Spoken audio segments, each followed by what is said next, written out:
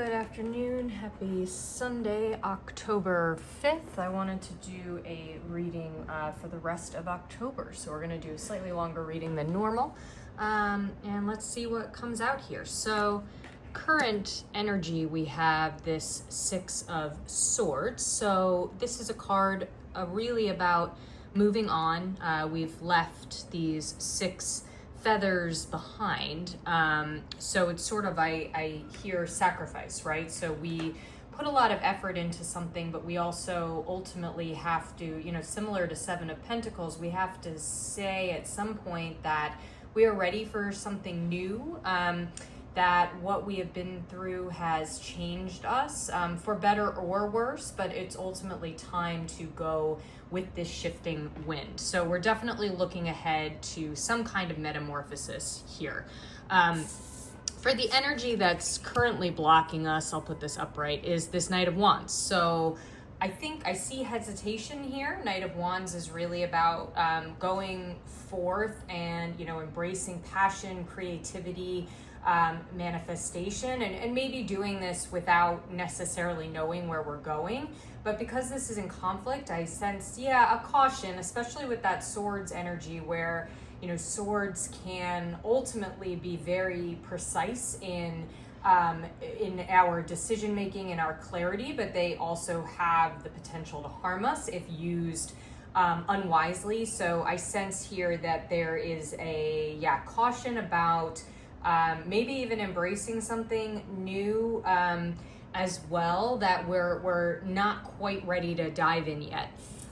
For the energy of where we're coming from, we have this Queen of Pentacles card. So Queen of Pentacles is about having the resources that we need, having done really well in saving and establishing an environment that really feeds us and also allows us to help other people as well. So not only material wealth, but also our knowledge and, our home, our legacy, how all of this supports other people. So historically, if we are feeling a little bit uneasy about making any major life changes, ultimately what's behind us is really something really solid, ultimately. So I don't see I do sense that whatever decisions or shifts that you might be thinking of making are coming from, it's kind of like regardless of the outcome, you're going to have the right resources backing you up so that you can weather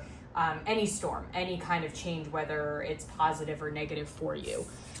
For the near term future, we have this Nine of Swords. This is a reverse as well. I'll move this upright. So this is part of that 8, 9, 10 of Swords cycle. So, this card really speaks of shame. Because it's reversed, I see this as really part of this current Six of Swords energy. I think it's in tandem here. We are able to, ultimately when we think about moving on from something and moving into the next shift, a lot of this is about when we're trapped in a shame cycle, trapped is the key word here, right? Shame works at us to make us feel like we don't deserve different or better or even to explore, right? It kind of punishes curiosity. So, and these being swords cards, I think it's that fear of being hurt continually or being hurt again. But I love that this Nine of Swords is reversed because it speaks to the fact that we can relinquish the nightmare, because our, shame is really good at saying that it's going to be permanent or that something that we felt once or that we regret is going to haunt us forever. But in reality, this is also a mindset, right? Everyone is allowed to start over. Everyone is allowed to find new avenues to joy. So great that this is, these two are really working in tandem. So whatever you're doing now to sit in this Six of Swords energy, I would suggest this Knight of Wands is kind of the thing that go forth with creativity, with passion, with ingenuity, and speed as well, and kind of going forth into the unknown. And you know, you'll notice this horse is leaping here. So anything that is brave, that speaks of bravery to you, that maybe feels a little challenging because it's new, that's a great way to be heading into this near-term reversed Nine of Swords and unblocking that shame. That's the really key thing here. That shame is not serving you, and hopefully this serves as a relief that it's going to be waning a little bit.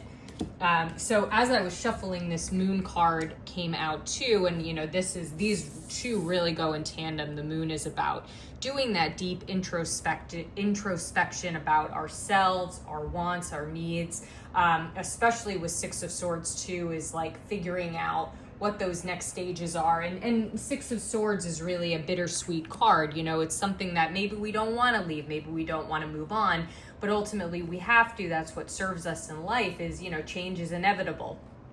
So the moon also speaks to that too. And I think, you know, the moon here, because it fell out of the deck, I'm not going to read this as reversed or upright. I think the moon speaks for itself here. So a lot of good introspective work, which I love. And again, coming from that Queen of Pentacles, you know, historically, it's saying like you make good decisions for yourself to bolster your environment so that no matter what happens, no matter what transitions, you're actually surrounded by really solid foundations. Okay, so for what we're currently consciously grappling with and aware of is this Ace of Pentacles. So this is great. I think Ace of Pentacles is about, you know, going with the flow, I wanted to say, but it's also, you know, it's really embracing a new way to bring things to fruition, whether that is wealth, whether that is a, you know, new job, new relationships, you know, buying a house, things like this that really, so that's, yeah, that Six of Swords is like, so these two are working in tandem, is like you're thinking, you're conscious that you're aware of what could come next, and an Ace card is about, you know, starting over. So you're really thinking about what would be fruitful to you in your material world as you're thinking about these changes. For what's unconscious that you might not be aware of, Page of Pentacles. Okay, so Page of Pentacles as well is, there's a dreaminess to this card. This crow is very enraptured by all that this one pentacle offers. It's kind of like, I'm also getting that it's almost like this crow is staring in a mirror, and it's almost, I would say the unconscious here is that sometimes we think that what we have materially is a reflection of who we are. But that is not the case, right? Like there is a lot more to the world than just our material wealth or the objects that we have, you know, the cars we drive. So I think what's unconscious here is it's important to not place too much emphasis on the financial or the material outcome of this next shift for you, because that's actually the wrong focus. It's going to be more important to, I mean, Knight of Wands too is like, if you speak of creativity, it's like doing something because it's bringing you joy or bringing others joy, or it's actually opening up a new source of energy in you, and that's worth it in and of itself, rather than, oh, I can, you know, sell this for $1 million. So yeah, so unconsciously, I think, you know, what these cards are making you aware of is that it's great to think about material success, but also really important to think about your soul, kind of like how to, so speaking of that Nine of Swords is like, what actually is going to remove this sense of shame you have? And it may not be money, and it may not be the things you have, maybe not purchasing things or the things that you can show other people. It's actually something deeper here that that you go one level deep. So yeah, I mean, don't, like, I know, like, it's always nice to treat ourselves with things, but I think there's a bigger emotional picture going on here. So really do that meditative, ruminative work as well for October. So the energy that you're showing externally is Eight of Pentacles. So interesting, you have a lot of, we have a lot of Eight of Pentacles. And now this is really nose to the grindstone, and it's usually, this card is at the sacrifice of your social world. So right now, I don't see a lot of community around you, but a lot of material success. Now this is reversed, so I ultimately think you're I'm seeing some isolation here that you don't want.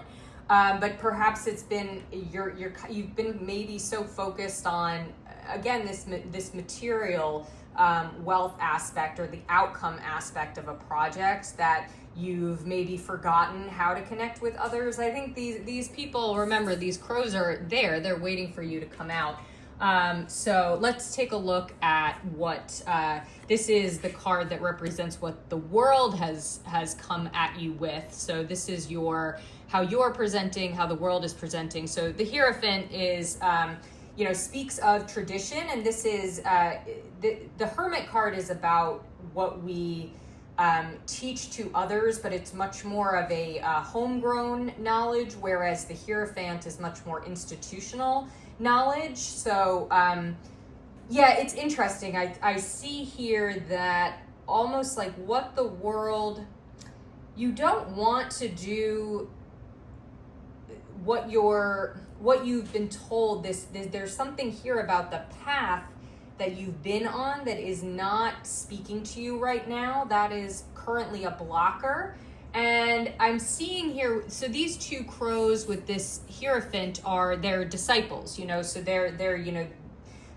they're following what this crow has to say with very dogged intensity and attention, and that's very fulfilling for them. You'll notice a key here. So this Hierophant is saying, here is the key to all of the knowledge, of the breadth of historical knowledge that's available.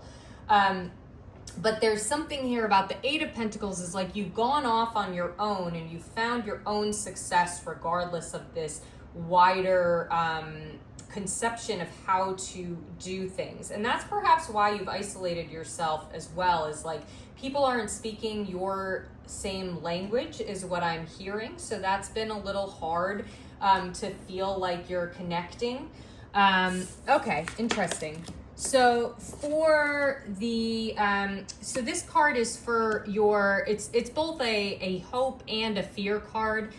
So let's see what we have here. So Page of Swords. So remember, we're coming from this Six of Swords card where, you have dropped some feathers, you've left something behind. And similarly, Page of Swords is, so I see this with the Knight of Wands. It's like this fear of heading into the unknown, but the motifs here are very different between the two cards. So Knight of Wands, the sun is shining. It's a golden journey. It's a journey that is where you can see ahead. There's light ahead. Whereas the Page of Swords, you're going into a storm. So I think that's the fear, is like leaping into the next thing feels very scary. And the Six of Swords, you have already dropped feathers and you're worried about losing more. And that speaks to that shame cycle that came out through the Nine of Swords. It's like, haven't I lost enough?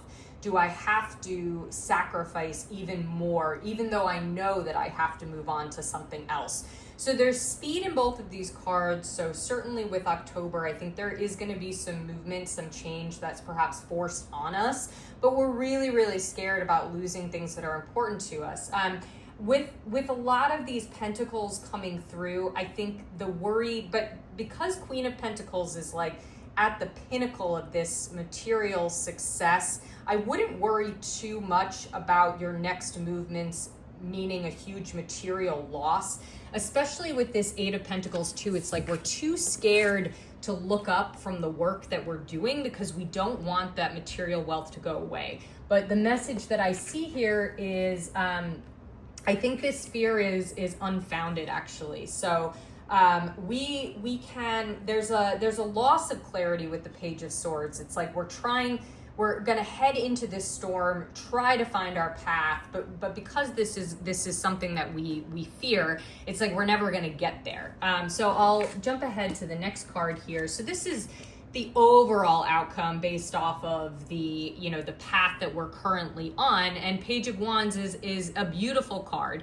So these two are working hand in hand. So the Knight of Wands came through as our existing conflict, but ultimately we're going to maintain the sun. So, you know, because we had the moon pop out while I was shuffling, you know, the sun and the moon are these two opposing forces, but they actually can work in conjunction, right? It's like we can't really have the sun without the moon, I think is what's being said here. So do the introspective work now, feel the pain you're feeling, and do what you can to release yourself from this shame cycle so that you can actually embrace this much more creative, inspirational. Notice that this crow in the Page of Wands is speaking out. So it's about finding your voice as well, and hearing a message that's really helpful to others. It's like guiding the way.